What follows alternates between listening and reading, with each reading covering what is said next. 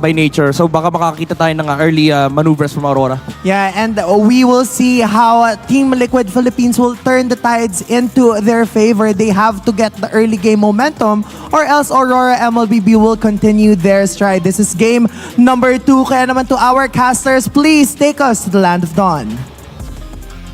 At matapos nating makita ang panalo ng Aurora in game number 1, makikita naman natin ngayon ang Team Liquid na aasang padalihin ang larong ito in game number 3. Welcome to game 2 between the Team Liquid Philippines and Aurora MLBB. At muli, makikita na naman natin ang tapatan ni Demon Kite at ni Carl TZ. Ngayon ay masasaksihan natin ang tapatan ng dalawang to. Pero gusto kong tingnan may Healman na uusbong muli ngayon, Renny J.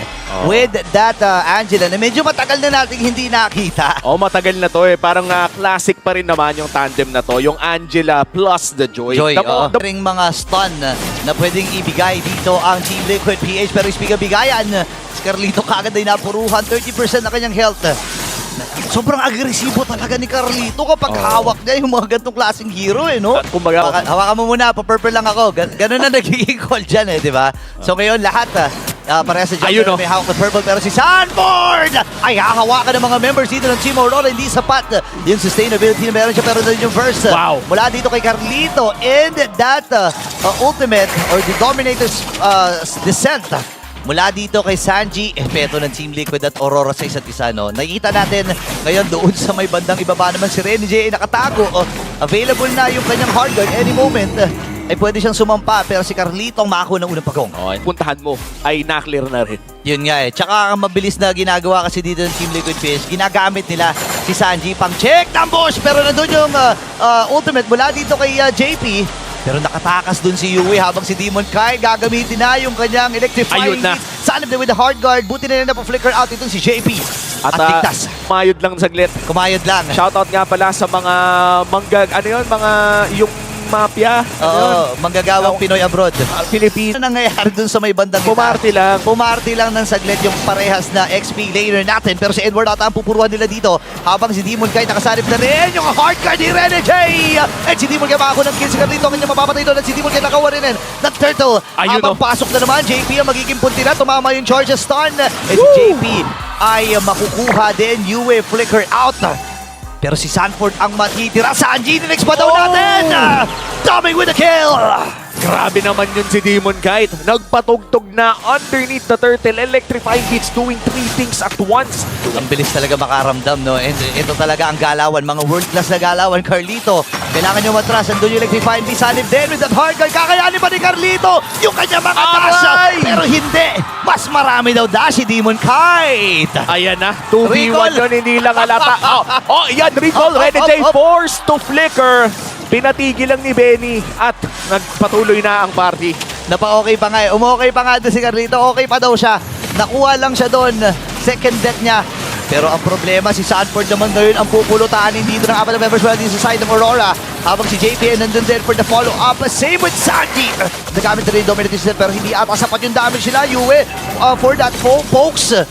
Pero makakatakas pa rin ang kukunat. Ang lupit pala, no? Ayan na, kumagat na si Doming. Pero nag-no-no-no pabalik ng Turtle. Still, Renny J without a flicker. Medyo delikado si Renny J. Sa dami na nangyayari, akala ko nga, mga 20 minutes na yung game. Sa sobrang daming aksyon, huling pagong pa lang pinag-aagawan ng dalawang team na ito at makukuha ito successfully ng Team Aurora.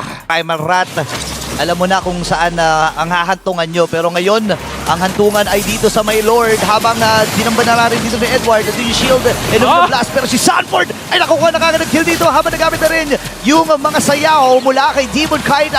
Mamamatay din itong si JP. Habang tuloy-tuloy sila dito, Sanford ay nabababaran din yung Dominator's Descent from Yue. Pero wala pa rin mangyayari. Ano niya yung Dominator's Descent? Parang nakikipagsabayan na siya dito, di ba? Kumbaga dalawang alien na nagbababara na lang. And grabe din kasi yung babad kapag naka-glowing one na eh. Yung tipo na una, hindi mo masyadong mararamdaman pero kapag tumatagal, mas lalo umiinit. Yung tipo na kapag kumakain ka ng mga spicy noodles, unang kagat, masarap. Pero pagka 2 seconds, 3 seconds, ayun na, ramdam mo na ang apoy. Matubig, parang ganun. Matubig, ganun na kagad. Ako, nagtagatas na, tol. Rekta gatas na. Rekta gatas na. Galang nila pero magkakaroon ata ng salubungan dito sa Lord na ating pinag-uusapan. Sanford and Doming.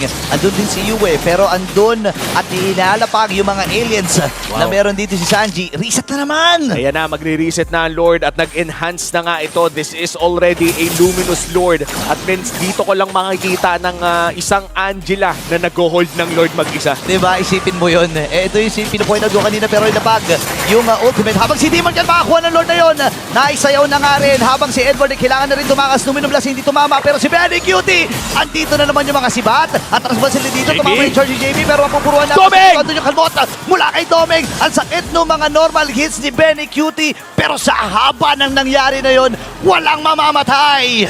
Number 2, ano kaya ang gagawin ng Team Liquid para sirain yung ganong klaseng tempo ng Aurora ngayon? Actually, parang kung iisipin mo, pwede na nilang ilaban to under the base eh. Parang ang hirap nang lumabas knowing na ang sakit ni Edward, ang talagang tumama niya. At alam naman nating asintado ito si Benny Cutie, kaya naman siya ang magdedepensa doon sa may bandang itaas. Sisimulan na ng Aurora ang Lord. JP looking for the angle. Ikakasa na nga ba ang Numenon Blast o may inaantay pa ba sila? Okay, 15k yung buhay ng Lord. Pwede nang ilapag dito yung Glorious Pathway any moment. Andun na rin yung mga alien mula dito kay Sanji at si Benny Cutie ay patransition na rin dito sa may bandang Lord. Ilan na ang buhay ng Lord dito na ilapag ng Glorious Pathway. At si Demon Guard pa rin! Ang magwawag dito sa Lord na yun. Mamamatay na si JP. Sino magiging next? Carlito na ang hinahabol ni Doming. Kalmot, kalmot, kalmot. At si Sanford naman na magiging next sa target. Tatlo ang babagsak ilalaban na ni Benny Cutie pero hindi niya kakayanin. Courtesy of Freddy J. At si Sanji ang kanilang hinahabol dito. Winter's Crown. At kailangan ng tumakas si Sanji dito. Paano siya tatakas kung mahabulin siya ng 4 na members ng Team Aurora? At ito ay itatawag na nila as wipeout. At nagsisimula na ang pagliwanag ng Aurora. Malinis na sweep ang ating nakita mula sa Aurora MLBB. At may bago bang kalmuting na makikita dito with Doming locking in on that Roger. Wow, what a performance mula sa Aurora MLBB. Ibang klaseng